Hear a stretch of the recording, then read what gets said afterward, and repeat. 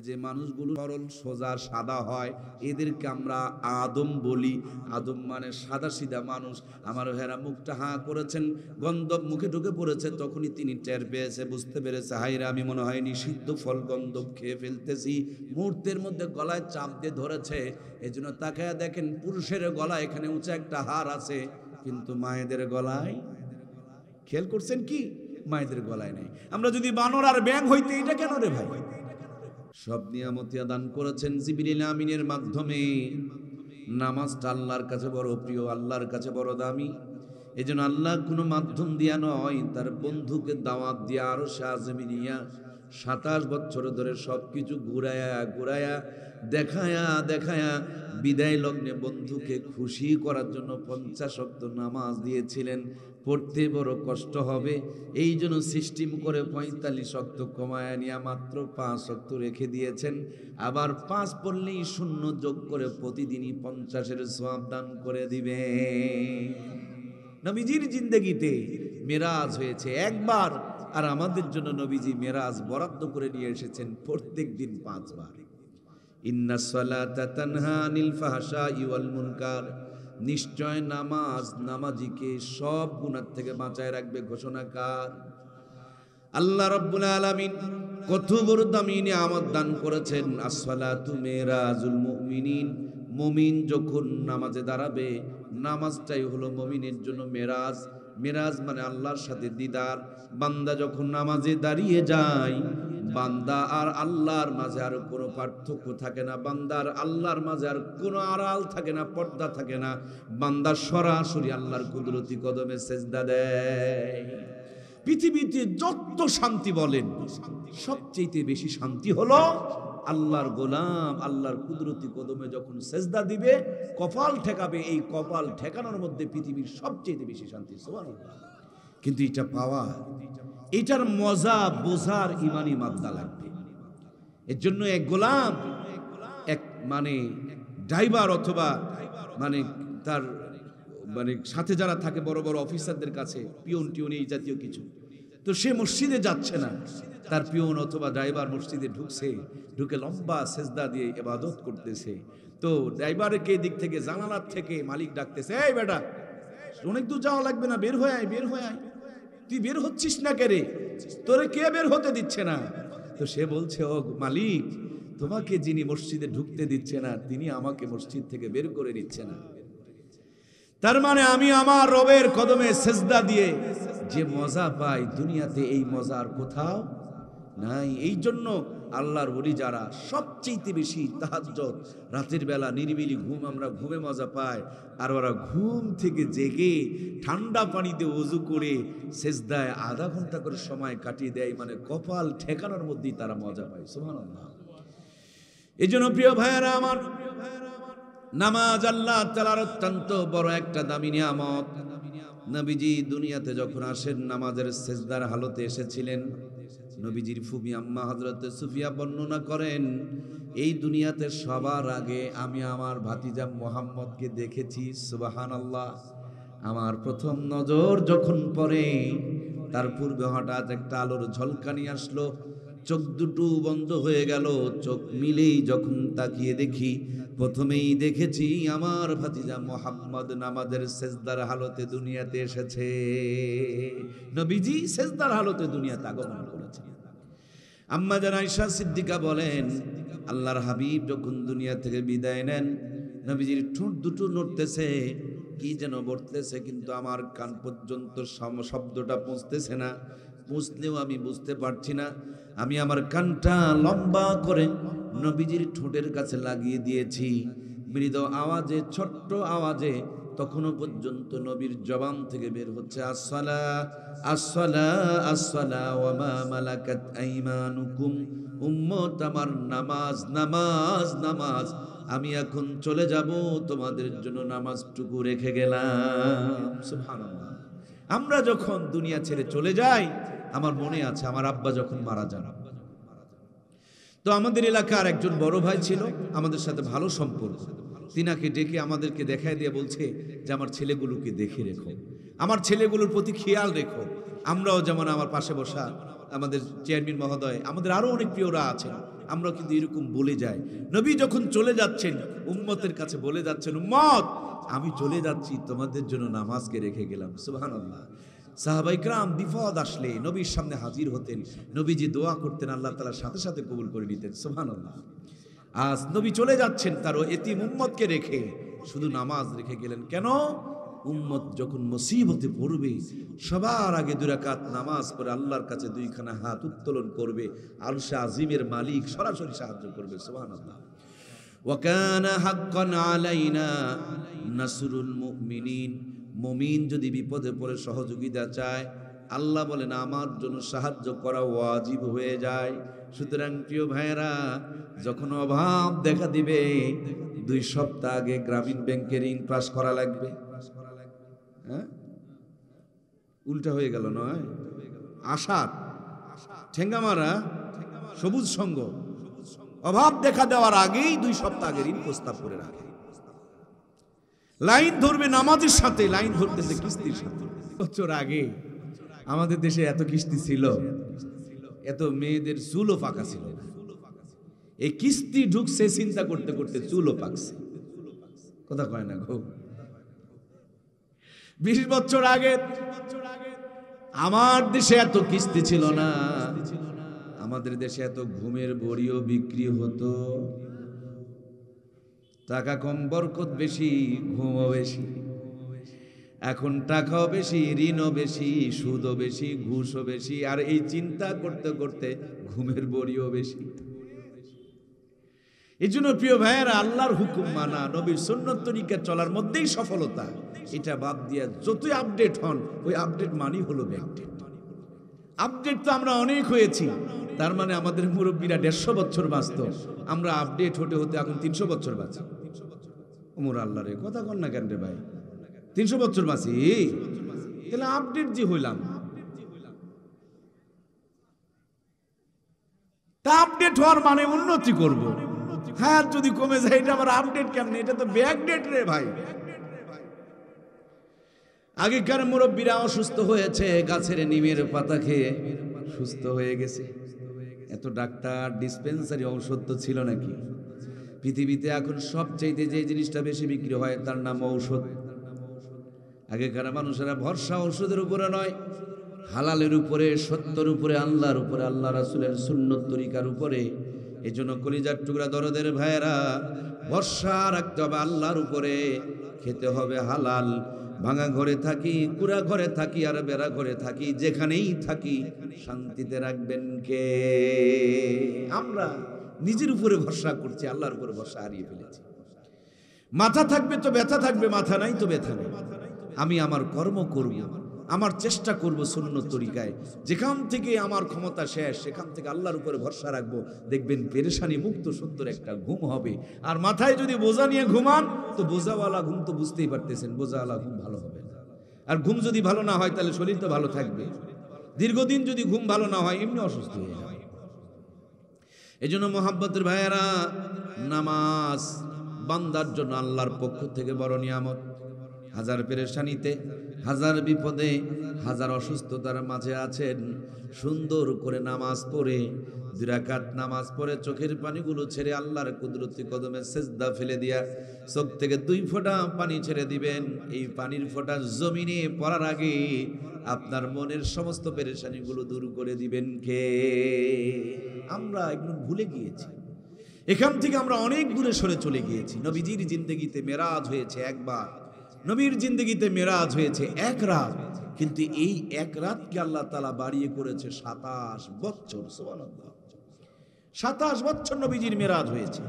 আপনারা বলবেন 1 রাত হয়েছে। জি, 1 রাতই হয়েছে, কিছু টাইম হয়েছে, কিন্তু কিছু টাইমটা ছিল 27 বছর। আপনাদের অনেকের হিসাব মাথায় ঢুকতেছে না। এই আমাদের কুটিবাড়ি ব্রিজ আছে না ভাই, এর উপর দিয়ে যদি বর্তমানের প্রধান উপদেষ্টা যিনি ডক্টর ইউনূস ধামরাহাটে যায়, দেখবেন রাস্তা পথে চলাফেরা বন্ধ, রিক্সা ভ্যানগুলোকে নামায় দিবে, সাধারণ পাবলিকের চলাফেরা বন্ধ করে দিবে। প্রধান উপদেষ্টা যতক্ষণ না গেছে ততক্ষণ পাবলিকের চলাফেরা হবে না। বাংলাদেশের প্রধান উপদেষ্টার জন্য যদি সব চলাফেরা বন্ধ হয়, আল্লাহর পরে যার শান মান মর্যাদা, সে নবী যখন মেরাজে রওনা করেছেন, আল্লাহ সব কিছু অফ করে দিয়ে শুধু তার বন্ধুকে নিয়ে 27 বছর সব ঘুরে ঘুরে দেখাইছেন। সুবহানাল্লাহ। কিচ্ছু চালু ছিল না, সব অফ। নবীজি মিরাজে যাওয়ার আগে ওযু করছেন, ঘুরে এসে দেখছে ওযুর পানি গড়তেছে। মিরাজে যাওয়ার আগে ঘরের দরজা বন্ধ করছিলেন, ঘুরে এসে দেখতেছে শিকলটা নড়তেছে, মানে অফ ছিল এতক্ষণ, ফিরে আসছে, তারপরে চালু হয়েছে। সুবহানাল্লাহ বলেন। আমার ভাইয়েরা, মিরাজে গিয়ে সব দেখছেন, কিন্তু মনে একটা হতাশা, মনে একটা দুশ্চিন্তা, টেনশন। ও আমার রব, আমার উম্মতকে তুমি ভালোবাসো, কিন্তু সময় কম, টাইম কম, হায়াত কম, অল্প টাইমে কেমনে বেশি নাকি কামাই করবে, এটা তো আমার মাথায় ঢুকে না, এটা তো আমার বুঝে আসে না। আল্লাহ তাবারক তাআলা বলেন, বন্ধু তোমাকে বুঝতে হবে না, আমি যে 50 ওয়াক্ত নামাজ দিলাম, 50 জন নবীর সমপরিমাণ সওয়াব প্রত্যেক দিন কামাই করার সুযোগ করে দিলাম। তোমার উম্মতের পড়তে বড় কষ্ট হবে, 45 কমায় এনে রেখে দিলাম 5, প্রত্যেক দিন 5-এর সাথে শূন্য যোগ হয়ে কামাই হবে 50। যেই 5 ওয়াক্ত নামাজ দিলেন, এই 5 ওয়াক্ত নামাজের প্রথম নামাজ ফজরের নামাজ। আর ফজরে ফরজ নামাজ কয় রাকাত? জোহরের ফরজ নামাজ কয় রাকাত? আসরের ফরজ নামাজ কয় রাকাত? মাগরিবের ফরজ নামাজ, এশার ফরজ নামাজ। আমাদের মোবাইল নাম্বার 11টা, আল্লাহ তাআলার স্পেশাল নাম্বার হলো 17টা। 24434, 2 মানে ফজর, 44 জোহর আর আসর, 3 মানে মাগরিব, 4 মানে এশা। 17 রাকাত নামাজ যদি কারোর সাথে সম্পৃক্ত সুন্দরভাবে হয়ে যায়, ওই মানুষটার সাথে আল্লাহর সাথে গভীর একটা সম্পর্ক হয়ে যায়। সেই মানুষটা যখন সেজদায় পড়ে মালিকের কাছে প্রার্থনা জানায়, আরশে আজিমের মালিক তাদের জন্য অসম্ভব কাজগুলোকেও সম্ভব বানায়া দেয়। বগুড়াতে ঢোকার আগে রাস্তার ডান পাশে মাহাস্তানগড় নামক একটা জায়গা আছে, গেটের মধ্যে দেখবেন লেখা আছে শাহ সুলতান মাহিসোয়ার বলখি রহমাতুল্লাহি আলাইহি। শাহ সুলতান নাম, মাহিসোয়ার এটা লকব। বলক শহর থেকে এসেছিলেন, মাছের পিঠে সোয়ার হয়েছে। সুবহানাল্লাহ বলবেন না? আমার বানানো কথা। মাহিসোয়ার, মাছের পিঠে সোয়ার হয়ে এসেছিলেন আমাদের ধামরহাটে, ওই বর্ডার এলাকায় মাহি সন্তাস নামক একটা মাজার আছে। তিনারা তাদের উত্তরসূরি, ওরা অন্য কিছুতে চলে আসে নাই, মাছের পিঠে সোয়ার। রাজশাহীর পদ্মা নদীর কিনারে হযরতে শাহ মাকদুম ঘুমিয়ে আছেন। বাংলার মুসলমান আমরা অনেক বেয়াদবদের ইতিহাস জানি, কিন্তু আমরা আল্লাহর ওলিদের ইতিহাস জানি না। অনেকেই জানানোর চেষ্টাও করি না, বই পুস্তকে তাদের ইতিহাসগুলো আমরা পাই না। আমার ভাইরা, ভারত আর বাংলার বর্ডার নদী পদ্মা নদী, উত্তাল তরঙ্গ, বড় বড় ঢেউ, পারাপারে কোনো বন্দোবস্ত নাই। 2 রাকাত নামাজ পড়ে মালিকের কাছে প্রার্থনা জানিয়েছেন। যেই কুমির মানুষকে ধরে খায়, ওই কুমিরকেই তার খাদেম বানিয়ে দিয়েছেন, বাহন বানিয়ে দিয়েছেন। আল্লাহর ওলি বিদায় নিয়েছেন, এখনো পর্যন্ত তার কবর থেকে কয়েক হাত দক্ষিণ পাশে এখনো মাছের কবর, কুমিরের কবরটা সাক্ষী হয়ে আছে। আমাদের সিলেটের সুরমা নদীতে তাকিয়ে দেখুন, হযরতে শাহজালাল, কিচ্ছু নাই, সব পারাপার বন্ধ। বগল থেকে জাহেনামাজ বিছায়া সংযোগ শুরু করছে আরশে আজিমে। সুবহানাল্লাহ। নামাজ শেষে চোখের পানিগুলো ছেড়ে দিয়ে ডাকতে বলে, আমার রব, তোমার প্রিয় বান্দার প্রতি জুলুম হয়েছে। বোরহানুদ্দিন দোয়া করেছে, তুমি তার নসরতে আমারে পাঠিয়ে দিয়েছ, কিন্তু পারাপার যে বন্ধ, কেমন করে আমি যাব? পায়ের নিচ থেকে জায়নামাজ তুলে নিয়া নদীর পানির উপরে বিছিয়ে দিয়েছেন। যেই জায়নামাজ পানিতে বিছায়া দিলে ডুবে যায়। আল্লাহর সাথে তাআল্লুক ভালো থাকার কারণে ওই জায়নামাজি নৌকা হয়ে সুরমা নদী পার করে দিয়েছে। যুদ্ধ করা লাগে নাই, তাকবীরের ধ্বনি দিয়ে গরু গোবিন্দর সব কুপঘাত হয়ে গিয়েছে। আজও যারা বাতিল পন্থায় আছে, হকের বিপরীত আছে, জুলুম অত্যাচার নির্যাতন নিয়ে আছে, এই 2400 দেখলাম এরা এমনি একাকি দৌড়াদৌড়ি শুরু করেছে, ঠিক কিনা? অন্যায় সবসময় মানুষকে তাড়া করে। অন্যায় তো অন্যায়। একটা মানুষের পতনের লক্ষণই হচ্ছে সে যখন জুলুম করবে, বুঝতে হবে এই জুলুমের পরেই তার জন্য পতন অপেক্ষা করতেছে। সুতরাং যেই জালেমরা চলে গিয়েছে তাদের থেকে আমাদেরও শিক্ষা নেওয়ার দরকার। আমি তো আবার কারো প্রতি জুলুম করছি না। যেই জালেমরা চলে গিয়েছে সেখান থেকে আমাকেও শিক্ষা নেওয়ার দরকার যে ওই চেয়ারে বসে আমিও তো জুলুম করার কোনো ফিকির করছি না। যদি করি তাহলে ওর পর আমার পতন অপেক্ষা করছে। কথা কি ভুল বললাম নাকি? সুতরাং প্রিয় ভাইয়েরা, ভুলে গেলে চলবে না। প্রিয় বন্ধুরা আমার, স্বাধীন হয়েছিলাম ব্রিটিশ থেকে, স্বাধীন হয়েছিলাম পাকিস্তান থেকে, স্বাধীন হয়েছিলাম স্বৈরাচারের সাথ থেকে, স্বাধীন হলেন 2024 সালে খনি মাফিয়া আর আয়নাঘরের আবিষ্কারকদের কাছ থেকে। এই স্বাধীনতা কয়দিন থাকবে, কয়দিন টিকবে? এই স্বাধীনতা ততদিনই থাকবে আর টিকবে যতদিন পর্যন্ত এর ধারক বাহকদেরকে, আল্লাহওয়ালা মানুষগুলোকে সেট আপ দিতে পারবেন, ততদিন রক্ষা পাবে। ওই এক চোরকে সরাইয়া যদি আর এক চোরকে আমরা জায়গায় ঢুকাইয়া দিই, দেখবেন এই স্বাধীনতা নষ্ট হতে আর বেশি সময় বাকি। এই জন্য প্রিয় ভাইয়েরা, আমরা সবাইকে আল্লাহ তাআলা নেতা বানিয়ে পাঠিয়েছেন। ওয়াইদ ক্বালা রাব্বুকা লিল মালাইকাতি ইন্নী জাইলুন ফিল আরদি খলিফা। আল্লাহ দুনিয়াতে প্রতিনিধি করেই পাঠিয়েছেন। সুতরাং গোলামি নয়, আমাদের প্রতিনিধিত্ব করতে হবে আল্লাহ এবং আল্লাহ রাসূলের মহব্বত কলিজায় নিয়ে ন্যায় নিষ্ঠা প্রতিষ্ঠিত করার জন্য। তাহলেই কেবল যেই শান্তির জন্য জাতি এত হাইহুতাশ করতেছে, এত রক্ত ঝরাচ্ছে, তাহলেই সেই শান্তি প্রতিষ্ঠিত হবে। আর এই শান্তি প্রতিষ্ঠিত হওয়ার উত্তম একটা মাধ্যম হচ্ছে নামাজ। নামাজ যখন একটা চেয়ারম্যান পড়বে, মেম্বার পড়বে, এমপি পড়বে, মন্ত্রী পড়বে, সেই মানুষটা অন্যায় করতে গেলে তার বিবেকটা কেঁপে উঠবে যে আমি একজন নামাজ পড়ি, আল্লাহকে বিশ্বাস করি, এই হারাম কাজ, অন্যায় কাজ, জুলুম কাজগুলো আমার দ্বারা শোভা পায় না। কথা বলুন ঠিক কিনা? যদি আমি এই নামাজ পড়ার পরও আমার দ্বারা জুলুম হয়, তাহলে বুঝতে হবে আমার নামাজ সঠিক হয়। আমাদের দেশে বহুত নামাজি আছে, নামাজ পড়তে পড়ে ফজরের পর তসবিহ টানতে টানতে জমিনে যায়, জমিনে যাওয়া পর্যন্ত তসবিহ পড়ে, এরপর জমিনের মাঝখানে কোদাল ছোটাছুটি করে, মোটামুটি কোদালের মাথা ভালো থাকে। যেমনি আলোর ধারত যায় তখন কোদালের মাথা খারাপ হয়। আপনাদের মাথা নয়, মাইন্ড করতেছেন নাকি?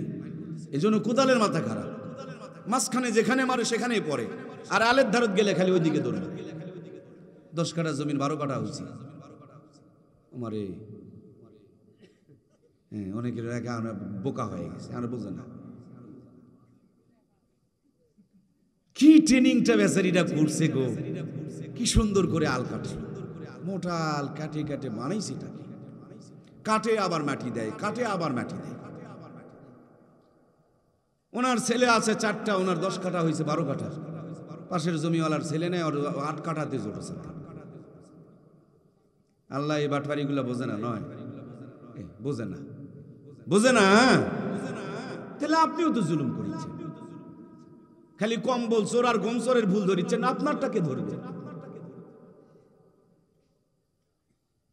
মন খারাপ করলেন নয়, হুজুর খালি নেতা করুক বাঁশ দেন, হামা করুক কসেন।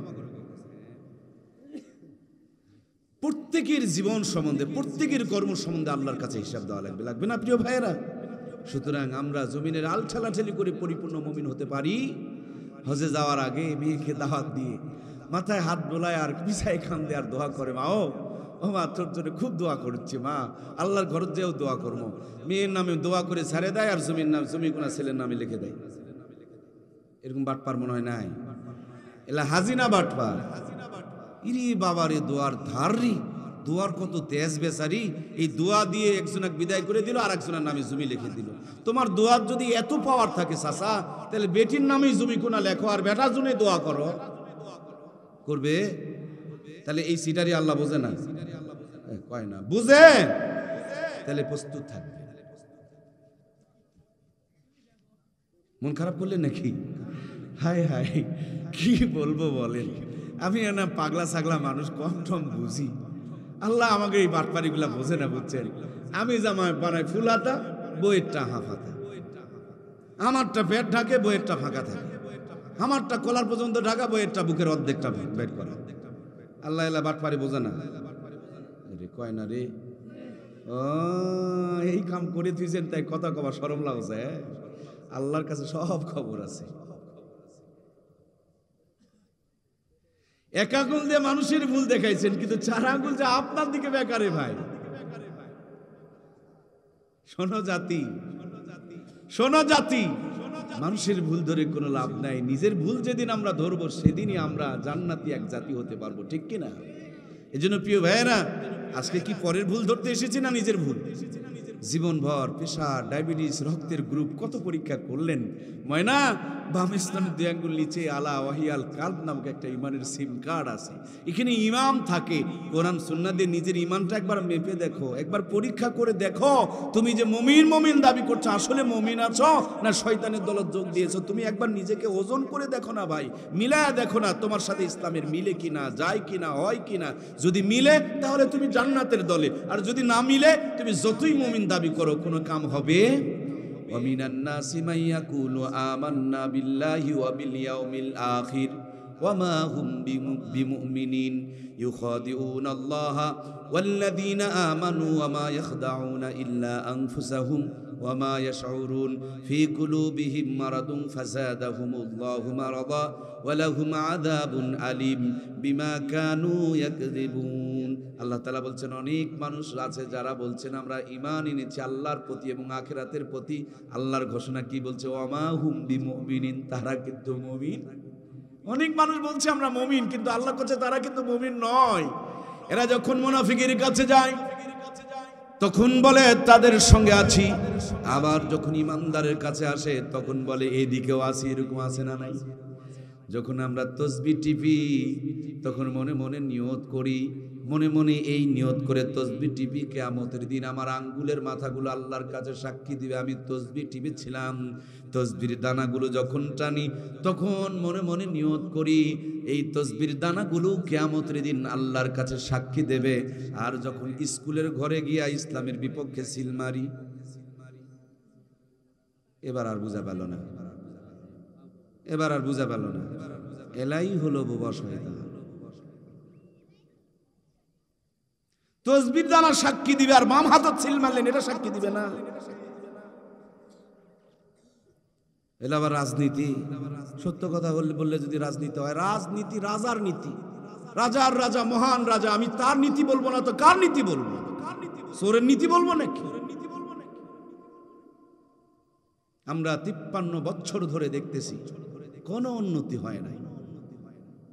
উন্নতি তখনই হবে প্রত্যেকটা গুরুত্বপূর্ণ চেয়ারে মানুষের ভয় না আল্লাহর ভয়ওয়ালা মানুষগুলো যখন বসানো যাবে, ঠিক কিনা? পুলিশ সামনে দেখে পিছনে দেখে। বাংলাদেশের সবচেয়ে বেশি দুর্নীতি করেছে দুর্নীতি দমন কমিশন।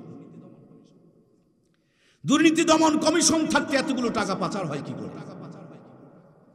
তারা ভিন্ন ধর্মীদের, ভিন্ন দলের লোকগুলোর উপরেও টর্চার করেছে আর নিজের লোকগুলোকে টাকা পাচার করার সুযোগ দিয়েছে। কথা বলুন ঠিক কিনা? সুতরাং দুর্নীতির উপরে মহাদুর্নীতি তৈরি যদি করেন কোনো ফায়দা হবে না। এক নীতি ভিতরে ঢোকান, আল্লাহর নীতি, রবের নীতি, আখিরাতের নীতি যদি ঢুকাইতে পারেন ওই মানুষটা দ্বারা কোনো অন্যায় সংগঠিত হইতে পারে। সুতরাং প্রাণপ্রিয় ভাইয়েরা, এই সব কিছু প্রতিষ্ঠিত হবে একজন মানুষ যদি কোরআন সুন্নাহর আলোতে আলোকিত হয়, একজন মানুষ যদি নামাজি হয়, সে মানুষটাকে নামাজ সব গুনাহ থেকে বাঁচাইয়া দিবে। সুবহানাল্লাহ। এই জন্য নবীজি নামাজের কথা 6,500 বার বলছেন। সুবহানাল্লাহ। আল্লাহ নিজেই বলছেন 82 বার। আল্লাহ এই নামাজ দেওয়ার জন্য তার বন্ধুকে নিয়ে গিয়েছেন, আরশ আজিমে সব দেখাইছেন, কিন্তু মনে বড় আফসোস, মালিক ও আমার উম্মতের হায়াত যদি আদম নবীর সম পরিমাণ হতো। আল্লাহ বলেন আদম নবীর সম পরিমাণ হায়াত দেই নাই, কিন্তু আদম নবীর জিন্দেগির 2 রাকাত নামাজের আমল দিলাম। তোমার উম্মতকে বলিও ওরা কষ্ট করে ফজরের 2 রাকাত নামাজ পড়লে আদম নবীর স্মৃতি থেকে আদম নবীর ওই আমলটুকু করার কারণে আদম নবীর জিন্দেগি বরাবর 2 রাকাত নামাজের সম পরিমাণ সওয়াব প্রত্যেক দিনে আমল নামায় জমা করে দাও। আমাদের আদি পিতা সেইদিনা হযরতে আদম, আল্লাহ তাআলা তাকে বানিয়ে জান্নাতের ভিতরে রেখে দিলেন। জান্নাতের ভিতরে সব আছে কিন্তু বিবি নাই। জান্নাতের কোনো কিছুতে শান্তি। আর আমাদের দেশে বহু যুবক পাওয়া যায় 35 বছর বয়স হয়ে যাচ্ছে, বিয়ের কোনো খবর। এগুলা হিজরা মার্কা যুবক, ঠিক কিনা? নইলেও 3 কারণে বিয়ে করতে চায় না। 1 নম্বর কারণ, বিনা টাকায় যদি দুধ পাওয়া যায় গাভী কিনে ঝামেলা টানা দরকার, চালাক মাল। 2 নম্বর কারণ, ওর বান্ধবী আছে 150টা 200টা, সবগুলো 3টা 4টা করে সম্পর্ক চালাই। ও চিন্তা করছে, দেখছে যে একটাও কোনো খাঁটি নাই, পিওর নাই, নির্ভেজাল নাই। চিন্তা করছে এগুলান বৌমা নয় রে, এগুলান হবে বোমা। নদীর পানি সবাই ব্যবহার করে কিন্তু সবাই কি খায়? খায় না, তার মানে ওদের পার্কে সময় কাটানো যায়, বাড়ি পর্যন্ত তুলে নেওয়ার মতন তাদের ভিতরে যোগ্যতা নাই। এই জন্য বোনদেরকে বলতে চাই, যারা পার্কে যায় তারা কোনোদিন ভালো বউ হইতে পারে না, আর ভালো বউয়ের যোগ্যতা যারা অর্জন করতে চায় তারা কোনোদিন পার্কে যায় না। আমার প্রিয় ভাইয়েরা, 3 নম্বরে আরেকটা কারণ, এখন মোবাইল ফোন চলে এসেছে, এটা বইয়ের চাইতে বেশি গুরুত্বপূর্ণ হয়েছে। বউ যদি 1 সপ্তাহ বাবা বাড়িতে যায়, দেখবেন ঈদের আনন্দ উপভোগ করে। কিছু বউ জ্বালানিওয়ালা বউ আছে যারা বাপের বাড়িতে গেলে স্বামী ঈদের আনন্দ উপভোগ করে, আর 3 দিন যদি কারেন্টের নেটওয়ার্ক চলে যায় তখন দেখবেন মাথা পাগল হয়ে যায়, ঠিক কিনা? রাতের বেলা ফোন টিপতে টিপতে যৌবন খোয়ায় ফেলে দিয়েছে, চোখের নিচে কালো দাগ, পাশার থেকে ফ্যান খুলে যাচ্ছে। নানু দাদু বিয়ে করতে চায়, ও বিয়ে করার কথা শুনলে ভয় পাচ্ছে, তার মানে ব্যাটারি ফিউজ। সম্মানিত প্রিয় ভাইয়েরা আমার, সাইয়্যিদিনা হযরতে আদম জান্নাতের ভিতরে আল্লাহ তাআলা পাশে তার বেগম হাওয়াকে বানালেন। কি সুন্দর নাম, হাওয়া। হাওয়া মানে বাতাস, সুবহানাল্লাহ বলবেন না? হাওয়া মানে পাম, হাওয়া মানে গ্যাস। এই জন্য মায়েদেরকে যে যত প্রশংসা করে তার সংসার তত সুন্দর থাকে। সুবহানাল্লাহ কবেন না? আরে ভাত 2 মুঠ কমই দেন ভাই, এই না প্রশংসা বেশি করেন, ভালো থাকা যায়। 10 টাকার শাড়ি কিনে নিয়ে এসে দেন, কিন্তু প্রশংসা বেশি করেন, সুখে থাকতে পারবেন, কারণ নামই তো হাওয়া। সুবহানাল্লাহ কয় না? পাম বল বলাটার যেটা আপনার ফুটবল, যেটা এখানে অন্য কিছু দিয়ে লাভ নেই, এখানে পাম দিতে হবে, গ্যাস দিতে হবে। এই জন্য আল্লাহ নবী বলেছেন মায়েদের প্রশংসা করো। আমরা বিয়ের আগ পর্যন্ত ঠিকই করি, কিন্তু বিয়ের পর ভুলে যাই। বিয়ের আগ পর্যন্ত বাবু খাইছ, বাবু ঘুমাইছ, বাবু বাবু করে পাগল হয়ে যায়। বিয়ের পর বউয়ের সাথে কথা বলার মতো না রুচি, এই পরক্রিয়া তখন ঘরের জানালা দিয়ে ধরে। সম্মানিত প্রিয় ভাইয়েরা আমার, বরাব্বা হযরত আদমকে ধোঁকা দেওয়ার জন্য শয়তান বহুত চেষ্টা করেছে, পারে নাই। শেষ পর্যায়ে হাওয়াকে পলটে ফেলেছে, ধোঁকা দিয়া গন্ধ ফল খাওয়ায় দিয়েছে। শরীরের মধ্যে একটা শিহরণ শুরু হয়ে গিয়েছে। বরাম্মা হাওয়া কান্না শুরু করেছে। শয়তান ডাকতে বলে, এখন তো তোমার দুনিয়ায় যাওয়া লাগবে। বলে, আমি দুনিয়ায় যাব? আমার স্বামী বলে, তোমার স্বামী গন্ধব খায়নি, তিনি জান্নাতে থাকবে, আর তুমি গন্ধব খেয়েছে, তোমার দুনিয়াতে যাওয়া লাগবে। বলে, না, আমি স্বামী ছাড়া দুনিয়াতে যাব না। তাহলে যে কোনো কৌশলে হোক তোমার স্বামীকেও গন্ধব ফল খাওয়ান লাগবে। ভাইয়েরা আমার, গন্ধব ফল পেরেছিলেন বরাম্মা হাওয়া। ফল পাড়ার কারণে গাছ থেকে কয়েক ফোঁটা আঠা পড়েছিল। এই শাস্তিটা মায়েদের নামে যোগ হয়ে গিয়েছে, যেটাকে হায়েস বলে থাকি আমরা। মাসের মধ্যে 3 দিন, 5 দিন, 7 দিন তারা অসুস্থ থাকে। বিষ্ণুপুর এলাকার কোনো পুরুষ মানুষের কি ওগুলো হয়? তাহলে আদমের বংশধর এই কাম করে নাই, শাস্তিটাও তাদের উপরে আসে। হাওয়ার বংশধর করেছে, শাস্তিটা তাদের উপরে প্রবাহমান রয়েছে। আমার প্রিয় ভাইয়েরা, কিছুদিন আগে কিছু বেকুব বলল মানুষ নাকি বানর আর ব্যাঙ থেকে আসছে। আমরা পরিষ্কার করে বলতে চাই, মানুষ বানর আর ব্যাঙ নয়, আদম আর হাওয়ার সন্তান। এজন্য মায়েদের ওই সমস্যা 3 দিন থাকলেও ছেলেদের ওই সমস্যা নাই। অপরাধ করেছে যারা, আজও পর্যন্ত শাস্তি বহন করতেছে তারা। আমার প্রিয় ভাইয়েরা, আজকের দুনিয়াতে যে মানুষগুলো সরল সোজা সাদা হয়, এদেরকে আমরা আদম বলি। আদম মানে সাদা সিধা মানুষ। আমার ভাইয়েরা, মুখটা হাঁ করেছেন, গন্ধব মুখে ঢুকে পড়েছে, তখনই তিনি টের পেয়েছে, বুঝতে পেরেছে, হাইরে আমি মনে হয় নিষিদ্ধ ফল গন্ধব খেয়ে ফেলতেছি। মুহূর্তের মধ্যে গলায় চাপ দিয়ে ধরেছে। এই জন্য তাকায়া দেখেন, পুরুষের গলায় এখানে উঁচা একটা হার আছে, কিন্তু মায়েদের গলায়, খেয়াল করছেন কি, মায়েদের গলায় নেই। আমরা যদি বানর আর ব্যাঙ হইতে, এটা কেন রে ভাই? বরাম্মা হাওয়ার অপরাধের শাস্তি, তাদের 3 দিনের সমস্যা। আর বরাব্বা হযরতে আদম গলায় শক্ত করে চিপে ধরেছিলেন, উঁচা হয়ে গিয়েছিল তারই স্মৃতি প্রত্যেকটা পুরুষের গলায়। দুনিয়াতে আসার পর বরাব্বা হযরতে আদম, তাকে প্রতিবেশী দেশ শ্রীলঙ্কার যদি পাহাড়ে পাঠানো হলো, আর বরাম্মা হযরতে হাওয়াকে সৌদি আরবের জেদ্দা শহরে পাঠানো হলো। আরবিতে জাদ্দাতুন মানে দাদি, জেদ্দাতে পাঠানো হয়েছে। এই জন্য শহরের নামটা আজও পর্যন্ত পুরাতন শহর জেদ্দা শহর নামকরণ করা হয়েছে। এখনো পর্যন্ত বরাম্মার কবরটা সৌদি আরবের জেদ্দা শহরে, আরব সাগরের কিনারে রয়েছে। কোনটা কবর মেনশন করা নাই, কিন্তু কবরস্থানের পরিষ্কার সাইনবোর্ডে লেখা আছে মাকবারায়ে হাওয়া, হযরতে হাওয়া আলাইহিস সালামের কবরস্থান, আদি মাতার কবরস্থান সৌদি আরবের জেদ্দা আর শ্রীলঙ্কা। দুইজন খুঁজতে খুঁজতে অনেক বর্ণনায় অনেক কথা এসেছে, মশহুর বর্ণনা হলো 350 বছর পর হারানো স্বামী স্ত্রীকে পাওয়ার জন্য, স্ত্রী স্বামীকে পাওয়ানোর জন্য আরাফার ময়দানে জাবালে রহমত নামে ছোট্ট পাহাড়ের চূড়ায় চড়ে একজন আরেকজনকে খোঁজাখুঁজি করতেছে। 350 বছর পর একজন আরেকজনকে যখন পেয়ে গিয়েছে, একে অপরকে বুকে জড়িয়ে ধরে চোখের পানিগুলো ছেড়ে দিয়ে রোনাজারি শুরু করে দিয়েছে। ওই বাপমার মিলিত হওয়ার বদলতে আল্লাহ তাআলা ছোট্ট পাহাড়টুকুর নাম জাবালে রহমত, রহমতের পাহাড় নামকরণ করে দিয়েছে। বাবা আর মা একত্রিত হয়েছেন, তার জন্য ওই ময়দানের নাম আরাফার ময়দান, মিলিত হওয়ার ময়দান, পরিচয় হওয়ার ময়দান, বের হওয়ার ময়দান, খুঁজে পাওয়ার ময়দান, আরাফার ময়দান নামকরণ করা হয়েছে। বাবা আর মার চোখের পানির বদলতে 12.5 কিলোমিটার এলাকাকে আল্লাহ তাআলা কিয়ামত পর্যন্ত পবিত্র বানিয়ে দিয়েছে। শুধু আদম আর হাওয়ার জিন্দেগির গুনাহগুলো মাপ নয়, কিয়ামত পর্যন্ত 9 জিলহজ যেই দিন বাবা আর মা একত্রিত হয়েছিলেন, সেই দিনটাকে আল্লাহ তাআলা পবিত্র বানিয়ে দিয়েছে। ইয়াউমুল হজ বলা হয়, দুনিয়ার সবচেয়ে দামি দিন বলা হয়। আমার প্রাণের ভাইয়েরা, ওই বাবা আর মা একত্রিত হয়েছিলেন, সেই জন্য ওই ময়দানে, হাসরের ময়দান, কিয়ামতের ময়দান সংগঠিত হবে। এইটা দুনিয়ার নাভি, দুনিয়ার মধ্যখান।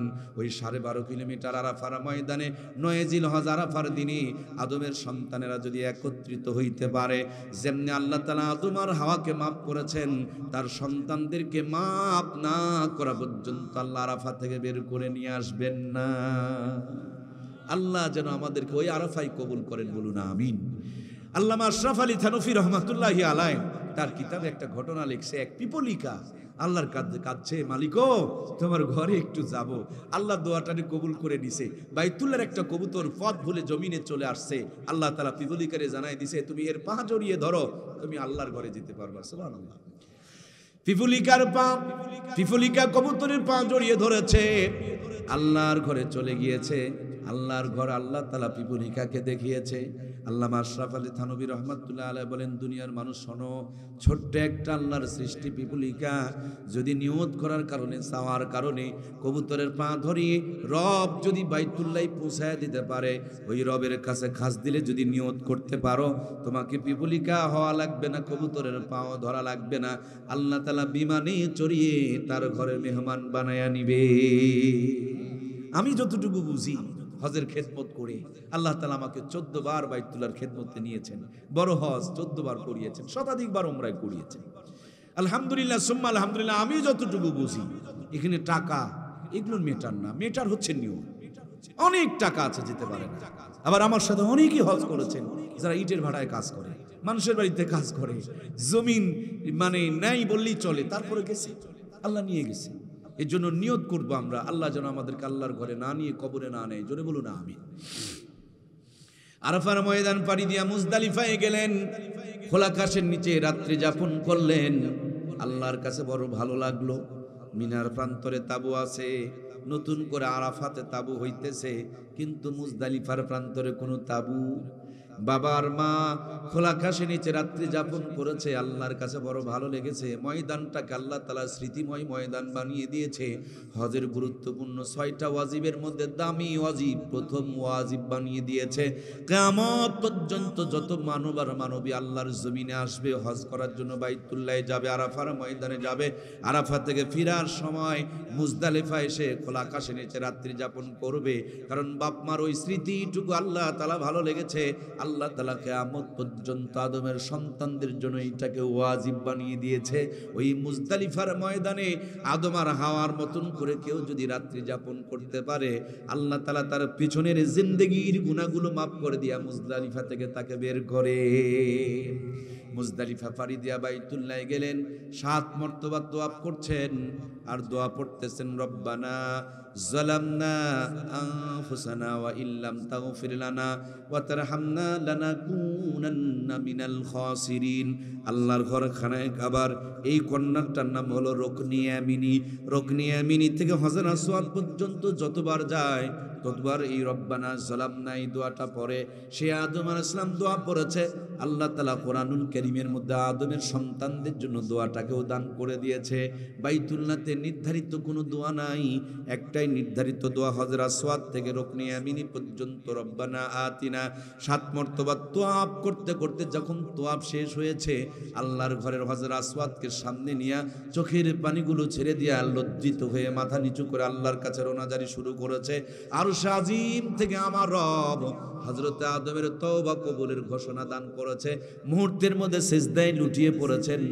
2টি রাকাত নামাজ আদায় করেছিলেন। নামাজটা যদি ফজরের টাইমের ওই নামাজটা হযরত আদম যদি সকাল 8টায় পড়তো, আমাদের 8টায় পড়া লাগতো, রাতের 3টায় পড়লেই 3টায় পড়া লাগতো। 3 রাকাত পড়লে 3 রাকাত পড়া লাগতো, 1 রাকাত পড়লে 1 রাকাতই পড়তে হতো। শুধু 2 রাকাত ফজরের যেই টাইমে আমরা নামাজ পড়ি ওই টাইমেই তিনি সিজদায় পড়ে 2 রাকাত নামাজ আদায় করেছিলেন। আল্লাহ তাবারক তাআলা হযরত আদম আলাইহিস সালামের উম্মতের জন্য 1 ওয়াক্ত 2 রাকাত নামাজ ফরজ করে দিয়েছিলেন। নবী আমার মেরাজে গিয়া আদম নবীর লম্বা জিন্দেগি দেখে মনে মনে আফসোস করছিলেন, ও আমার রব, আমার উম্মতের হায়াত যদি আদম নবীর সমপরিমাণ হতো। মালিক আমার বলেন, তোমার উম্মতকে আদম নবীর সমপরিমাণ হায়াত দেই নাই, কিন্তু আদম নবীর স্মৃতি থেকে ফজরের 2টি রাকাত নামাজ দিয়ে দিলাম। উম্মতকে বলে দিও, কষ্ট করে ঠান্ডা পানি দিয়ে কনকনা শীতে 2 রাকাত নামাজ যদি মসজিদে গিয়া জামাতের সঙ্গে সুন্দর করে আদায় করতে পারে, ফজরের 2টি রাকাত নামাজের বিনিময় আদম আলাইহিস সালামের 1000 বছর নবীওয়ালা জিন্দেগি বরাবর সওয়াব দান করে দিবেন কে? শুধু ফজরের 2টি রাকাত নামাজ আদম আলাইহিস সালামের 1000 বছর নবীওয়ালা জিন্দেগি বরাবর সওয়াব। সুবহানাল্লাহ। এই জন্য মুয়াজ্জিম সাহেব বলেন, as-সালাতু খায়রুম মিনান নাওম। ঘুম হইতে নামাজ ভালো, কত ভালো 2 রাকাত নামাজ। আদম আলাইহিস সালামের 1000 বছর নবীওয়ালা জিন্দেগি বরাবর সওয়াব। সুবহানাল্লাহ বলবেন না? নবী আমার মেরাজে গিয়া বিশাল বড় একখান মোরগ দেখে জিবরিল আমিনকে বললেন, ভাই জিবরাইল, এত বড় মোরগ আল্লাহ তাআলা বানিয়ে রেখেছেন কেন? জিবরিল আমিন ডাকতে বলেন, নবীজি গো, এটা মোরগ নয় গো আল্লাহর হাবিব, জান্নাতি একটা ফেরেশতা আল্লাহ তাআলা মোরগের আকৃতি দিয়ে বানিয়ে রেখেছেন। প্রত্যেকদিন ফজরের টাইমে এই মোরগটা যখন আর সাজিম থেকে বলে সুবহুন কুদ্দুসুন রব্বুনা ওয়া রব্বুল মালাইকাতু ওয়ার রূহ, তো এই মোরগের কণ্ঠে কণ্ঠ মিলায়া পৃথিবীর সমস্ত ঘোড়ার মুরগিগুলো বলেন সুবহুন কুদ্দুসুন রব্বুনা ওয়া রব্বুল মালাইকাতু ওয়ার রূহ। বাঁশের ঝাড়ের পাখিগুলো বলেন সুবহুন কুদ্দুসুন রব্বুনা ওয়া রব্বুল মালাইকাতু ওয়ার রূহ। মোরগে যখন আজান শুনে চিৎকার দেয়, মালিকের শুকরিয়া আদায় করে। মুয়াজ্জিম যখন আজান দেয়, আমরা ডিজিটাল ফেসবুক চালানেওয়ালা যুবক, আমরা চালাইতে চালাইতে রাতের 3টায় ঘুমাই। মুয়াজ্জিম যখন আজান দেয় তখন ঘুমটা বড় মজা মজা টেস্টি টেস্টি লাগে। মুয়াজ্জিমের আজানে যদি ঘুম ভেঙে যায়, ঘুম থেকে উঠে নামাজের জন্য যায় না, বরঞ্চ ল্যাপটা আরো ভালো করে গায়ে দিয়ে ঘুমায়, ঘুমটা আরো মজা করে পাড়তে শুরু করে দেয়। মুয়াজ্জিম যখন আজান দেয়, ছায়ের ফালার কুকুরের ঘুম ভেঙে যায়। দেখবেন উপর দিকে মুখ করে কনকনা শীতে কুকুর আল্লাহর শুকরিয়া আদায় করে, উ উ বলে আওয়াজ করে, মালিকের কৃতজ্ঞতা আদায় করে।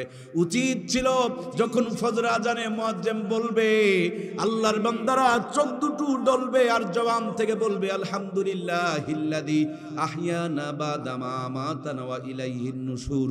কিন্তু দুর্ভাগ্যজনক হলো সত্য, কুকুরের ঘুম ভাঙে সকাল 6টায়, আর আমাদের ভদ্রলোক তার জন্য লাস্টিং পাওয়ার 3 ঘন্টা বেশি। আমাদের ঘুম ভাঙে সকাল 9টায়। কুকুরের ঘুম ভাঙার পর মালিকের শুকরিয়া আদায় করে, আর এই গোপাল ভারভারকা মুসলমান ঘুম ভাঙার পর আগরবাতি টানতে টানতে টয়লেটের দিকে রওনা করে। আমার ভাইরা গরু ছাগল পায়খানা করার সময় খায় না, আর আমার দেশের অনেক মানুষ আছে পায়খানাতে না টানলে পায়খানা ক্লিয়ার। যারা খায় তারা আর কয় না। যে কয়জন কইছে ঠিক বুঝে গেল এরা টানে না, আর যে কয়জন চুপ করে আছে এরা কইছে হামাগুড়ি কথা বলো। কম কোনটা কম? কোরআনে চুরি করার কথা আছে, কিন্তু চুরি করতে কি বলছে? এখন চুরি করার কথা যদি আলোচনা করি, চোর কবে দুনিয়া তো আজার পেল না হুজুর, তাহলে জামও কোনটা রে ভাই? ডাক্তার যদি সঠিক চিকিৎসা করে এর ভিজিট বাড়ে, আর আমরা যদি সঠিক বক্তৃতা করি মন খারাপ করে। আল্লাহ তাবারক তাআলা আমাদের ভুলগুলো ধরে সংশোধন হওয়ার তৌফিক দান করুক, বলুন আমিন। কষ্ট নিচ্ছেন প্রিয় ভাইয়েরা? গরু ছাগল পায়খানা করার সময় খায় না, আর হামা করে না খেলে পায়খানা ক্লিয়ার হয় না। পায়খানা বসে কষে মারে টান, সুখ টান, টানের নামত হইছে আখেরি টান, সুখ টান। একে কষে মারে টান, উপরে সারে ফুয়ার নিচে পড়ে গু। আবার সার দোকানে গিয়ে কি সুন্দর বলি আওরায়, নামাজ না পড়লে কি হলো, ঈমান আছে, ঈমান বলে আর ভালো আছে। নবী করছে যার নামাজ নাই তার ঈমান নাই, আর এই বেকুবে কয় নামাজ না পড়লেও বলে ওর ঈমান আছে। আল্লাহ তাআলা আমাদেরকে হেদায়েত দান করুক, বলুন আমিন। নামাজ নিয়ে ফাজলামি করা যাবে প্রিয় ভাইয়েরা? যাবে না। বিড়ি, সিগারেট, মদ, গাঁজা, নিশা, এই যে কি বিশাল বড় একটা অন্যায়, আমরা বুঝতেই পারছি না। এটা খেলে বলে স্মার্ট হয়, হ্যাঁ? বিড়ি না খেলে বলে অভদ্র থাকে, বিড়ি খেলে ভদ্র। তাহলে ভদ্রর পর কি আছে? তাহলে বিড়ির পরে এবার সিগারেট ধরতেছে, ভদ্রর পর আরো ভদ্র। তারপরে কি আছে? সিগারেটের মধ্যে গাঁজা ঢুকাইছে, এটা আরো ভদ্র। তারপরে আবার ফেন্সিডিল, হিরোইন, গাঁজা, বাবা, ইয়াবা, কত কি খালি উন্নতি আর উন্নতি, এগুলান বলে ভদ্রতা। আমার প্রাণ ভাইয়েরা, এখন নেশা সমাজকে শেষ করে দিচ্ছে। আল্লাহ, গত পরশুদিন সম্ভবত বগুড়াতে এক মৌলানা সাহেবের ছেলে মাদ্রাসায় পড়ে, তার মাকে খুন করছে, নিজের মা খুন করছে। খুন করে হাত পা বেঁধে ডিপ ফ্রিজে ঢুকায় রাখছে। কেন? ওই যে নিশা টিশা খায়, টাকা পয়সা মা ঠিক মতন দেয় না, প্রেম টেম করার নামে আড্ডা মারে, সেটা মা দেয় না। এই জন্য প্ল্যান করে মাকে খুন করেছে। নিশা এমন একটা অন্যায়, এক অন্যায় সব অন্যায়কে সৃষ্টি দেয়, সব অন্যায়কে জন্ম দেয়।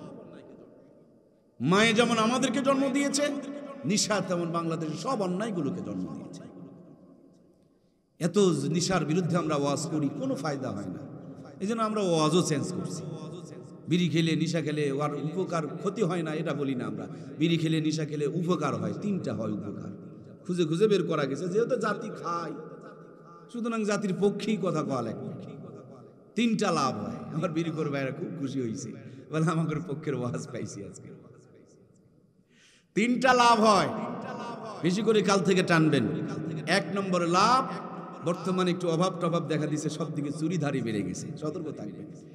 আর এই বিড়ি টিড়ি, নিশা টিশা বেশি করে খেলে বাড়ি ঘর চুরি হয় না। দুই নম্বরে লাভ, সেদিন সাফাই থেকে মাহফিল করে আসতেছিলাম, তাই না? জয়পুরহাটে ঢোকার সময় দেখতেছি কম করে হলো 70-80টা কুকুর একসাথে কি যেন গোল মিটিং করেছে। আমি ছবি তুলবার চাইলাম, আমার ড্রাইভার সাহেব সেই টান মারছে, ছবিটা তোলা পারলাম না। এতগুলো কুকুর, ওই যে আপনার আদর্শপাড়া ঢোকার আগেই মোটটা। তো এই দুই নম্বরে লাভ হলো কুত্তায় কামড়ায়। তিন নম্বরে আর একটা লাভ আছে, বুড়া হয়ে মরা লাগে না। এখন বিড়িখোর বাইরে যদি এটা ভাঙে না দেয়, ওদের রাতের ঘুমও হবে না। পরে আবার রবিবার করে পিক আপ হবে, আমাকে আবার ফোনের অত্যাচার করবে। তো বলেই দিই, নাকি বলেন? খাবেই যখন, কি করা যাবে কন? খান, বেশি করে খান। আরো খাওয়ার কথা কয়ে গেলাম, এতদিন তো মানা করছি, শোনেন নাই? এখন খান, বেশি করে খান। এক নম্বরে লাভ, বাড়ি চুরি হয় না। আমি রিসার্চ করে পেয়েছি, যারা খাওয়ার মতো খায় এদের বেশি দিন লাস্টিং নয়, অল্প দিনে ভাল্ব টাল ফুসফুস মুসফুস নষ্ট হয়ে যায়। এদের ঘুমানত কপালে তার জোটে না, রাতের বেলা বসে করে কাশে, আর কয় যেই কাশে দাদা মরল ওই কাশে মুখ ধরল। এখন সারা রাত যদি বসে বসে কাশাকাশি করে, বলেন চোরের কি আর চুরি করার চান্স আছে ভাই? ও জিন্দেগি তো ওই এলাকা তার ঢুকবে না। ওর বন্ধু বান্ধব থাকলে কবে ওই সলিমুদ্দিনের পাড়ার দান যাস না? এরা ঘুমায় না, সারা রাত খালি কাশাকাশি করে। এই জন্য এক নম্বরের উন্নতি, বিড়ি খেলে, সিগারেট খেলে, মদ খেলে, গাঁজা খেলে, ফেন্সিডিল খেলে, হিরোইন খেলে, বাবা খেলে, বেশি করে খেলে খুব দ্রুত উন্নতি হবে, বাড়িঘর চুরি হবে। ভুল কইলাম নাকি? দুই নম্বরে লাভ, কুকুরে কামড়ায় না। খাওয়ার মতন যারা খায়, আমার নিজের চোখে দেখা, সম্ভবত মাসখানেক আগে ফজরের পর আমার ছোট ছেলেটারে নিয়ে আমি মোড়ের দিকে হাঁটতে বের হয়েছি। এক বেচারি শীতের মধ্যে থুরথুর করে কাঁপতেছে, আমাকে দেখে ইশারা করে কাছে ডাকলো। এরপর বলতেছে, হুজুর আমার জন্য দোয়া করবেন। আমি বলতেছি, কি দোয়া করব? বলে, আমি অনেক অন্যায় করছি, আল্লাহ যেন আমাকে মাফ করে দেয়। পরবর্তীতে বুঝলাম পাক্কা মাপের একজন নেশাখোর ছিলেন, সাথে একটা লাঠি আছে, লাঠি নিয়ে তিনি ওখানে বসে বসে কাশতেছে। তার মানে বাড়ির লোকজন পর্যন্ত তার অত্যাচারে অতিষ্ঠিত হয়ে বাড়ির থেকে বের করে দিয়েছে। খাওয়ার মতন যারা খায় এদের কিন্তু দুই পায়ে হাঁটার বেশি দিন ক্ষমতা নাই, এদের আর একটা পা ধার করা লাগে, তার নাম হলো লাঠি। কথা কি বুঝা পারছেন? বন্ধু ছাড়া তারা চলতে পারে। লাঠির উপরে ঢোকা দিয়া যদি যায়, গুড়ের কান বড় সজাগ, আগের থেকে যদি শব্দ পায়, ধাতে দেখতো, যদি দেখে হাতে একখান লাঠি, ধারে কাছেই ভিড়বে না, তাওই করে নিরাপদ দূরত্বে থাকবে, কামড়ানোর সুযোগ পাবে না। ঠিক কিনা? জাতি যখন খাবে, এখন আমাদের এই ওয়াজ ছাড়া আর কি ওয়াজ আছে? 3 নম্বরে আরেকটা লাভ আমার ভাইয়েরা, অনেক জানাজার নামাজে শামিল হয়েছি, অনেক যুবকদের জানাজার নামাজে শামিল হয়েছি, তাদের কোনো সমস্যা ছিল না, সমস্যা হলো নেশা। এই নেশা অনেক যুবককে বুড়ো হওয়ার মতন সুযোগ দেয় না, যুবক বয়সে 35-40 বছরের ভিতরে ডেট হয়ে চলে যায়। এই জন্য নেশা এমন একটা অন্যায়, একটা অন্যায় শত অন্যায়ের দিকে আপনাকে আমাকে ঠেলে নিয়ে চলে যায়। বাংলার জমিনে এখন যতগুলো বড় বড় সমস্যা, প্রত্যেকটা সমস্যাগুলো সৃষ্টি করে বড় বড় নেশাখোরেরা। এরা নেশার টাকা জোগাল যখন করতে পারে না, হাতে অস্ত্র পেলে মানুষকে খুন করতে বললেও খুন করে ফেলে দেয়, মাকেও পর্যন্ত খুন করে ফেলে দেয়, মানুষ তো দূরের কথা। সুতরাং এই জাতি যদি নেশা থেকে বেঁচে যায়, অটোমেটিকলি বাংলার জমিনে 70-80% অন্যায় কমে যাবে। কথা বলুন ঠিক কিনা? এই জন্য প্রিয় ভাইয়েরা, আল্লাহ তাআলার ঘোষণা, ইন্নাস সালাতা তানহা আনিল ফাহশাই ওয়াল মুনকার, নিশ্চয় নামাজ নামাজিকে যাবতীয় গুনার কাছ থেকে বাঁচায়া দিবে। সুতরাং প্রিয় বন্ধুরা আমার, নামাজকে ধরুন। একদিন নামাজও আপনাকে ধরবে। যেদিন নামাজ আপনাকে ধরবে, সেদিন কেউ আপনাকে নামাজ থেকে দূরে রাখতে পারবে? যেদিন আপনাকে নামাজ ধরবে, ফজরের আজান হলে বিছানাতে আপনি থাকতে পারবেন। একদিন নামাজ আপনাকে ধরবে, দুনিয়ার সব গুনার কাছ থেকে বাঁচায়া দিবে। এমন ধরবে, নবী আমার বলেছেন, আউয়ালু মা ইউহাসাবু বিহিল আবদু ইয়াউমাল কিয়ামাতিস সালাহ। মায়েরা যেমন সব ভাত টিপে না, দুই একটা ভাত টিপেই যেমন বাকি ভাতগুলোকে নামায়া নেয়, আল্লাহ কিয়ামতের দিন প্রথম নামাজের হিসাব নেবে। যদি কারো নামাজ সুন্দর দেখে, অন্য হিসাব ব্যতি রেখে ওই বান্দার জন্য নাজাতের ব্যবস্থা করে দিবে। এই জন্য প্রিয় ভাইয়েরা, নামাজ এমন একটা দামি নিয়ামত, যেই নামাজের সিজদার হালতে নবী দুনিয়াতে এসেছেন, নামাজের কথা বলতে বলতে আবার দুনিয়া থেকে বিদায় নিয়ে চলে গিয়েছেন। হযরতে আলীর পায়ের মধ্যে তীর বেঁধেছে, তীরের ব্যথায় তিনি কাতর হয়ে পড়েছেন। এমন মুহূর্তে সাহাবায়ে কিরাম নবীজির কাছে এসে আরজ করেন, নবী গো, আলী বড় ব্যথায় কাতর হয়ে গিয়েছেন, তার জন্য কিছু বলেন। নবী আমার বলেন, আসরের নামাজ শুরু হবে, আলী যখন নামাজে দাঁড়িয়ে যাবে, তোমরা পাপ থেকে টান দিয়া তীরটাকে খুলে নেবে।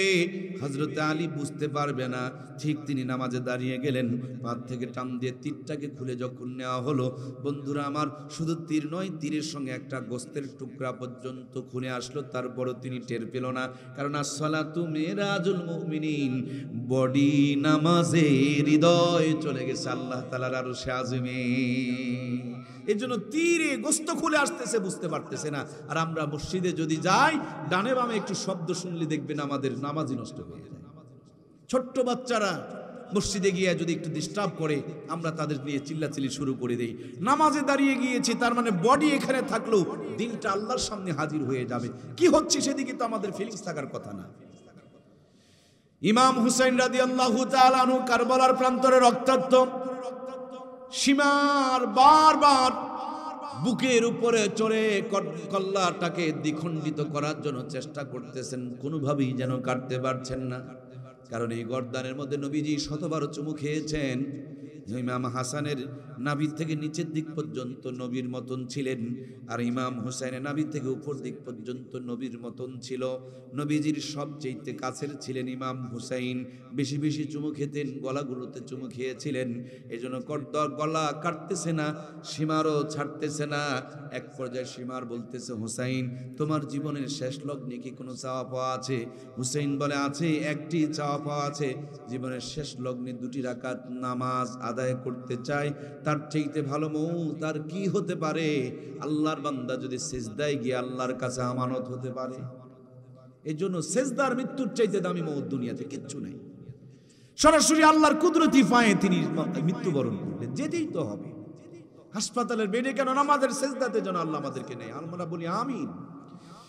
আমার প্রিয় ভাইরা নামাজে দাঁড়িয়ে গেলেন। 2 রাকাত নামাজের ভিতরে 70 থেকে 72টা তীর তার শরীরে বেঁধে পড়ল। এর মধ্যে তিনি নামাজ থেকে টলে পড়লেন না, নামাজ থেকে বিচলিত হলেন না, নামাজকেও ছেড়ে দিলেন না। নামাজ যখন শেষ হলো, ডান দিকের তীর ধরে টান দিলে কলিজা নড়ে, বাম দিকে তীর ধরে টান দিলে কলিজা নড়ে। সামনের দিকে তিনি জবাই করতে পারেন নাই, যখন উপুর হয়ে পড়ে গিয়েছেন, পিছন দিক থেকে ইমাম হুসাইন কল্লা